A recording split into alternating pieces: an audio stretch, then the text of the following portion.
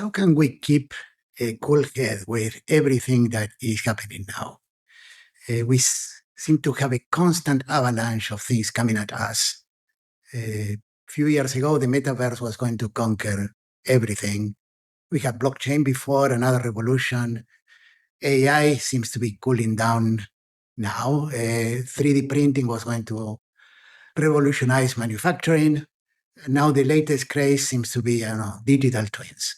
So how can we, to paraphrase T.S. Eliot's phrase of the still point of a turning world, how can we be at the still point, calm where we are, chaos all around us? So it seems to me that one way to keep calm is to pause and think, okay? There's always going to be things coming at us, predictions. We have to be more discriminant about predictions. In 1960, Herb Simon, a hero of mine, predicted that in 10 years, a computer will beat the world chess champion.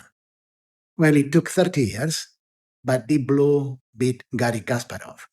At the same time, recently in a book by Ray Kurzweil, The Singularity is Nearer, he talks about that the person who lived to be 1,000 years old already has been born and will have nanobots injecting our blood with augment our intelligence. So I think we have to be a little bit more discriminant about predictions and stay a little bit more detached.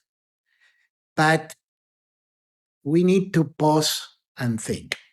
It looks to me like we have even outsourced the ability to disconnect ourselves, the proliferation of silent retreats. But at some point, it's important to think of fundamentals, things that are for the long haul, like, for example, in engineering, people who were born with vacuum tubes, they did not disappear because microelectronics came into being, because the idea of thinking in terms of systems, quantitative relations, it's for the long haul. So if silent retreats work for you, by all means do it. But the constant avalanche of inputs coming into our heads, it's rare to see people walking by without headphones connected to their ears. The ability to have the brain sort of resonating with itself, that the only input to the brain should be our brains itself, that's the key to possibly start moving to the T.S. Eliot goal of being at the still point in a turning world.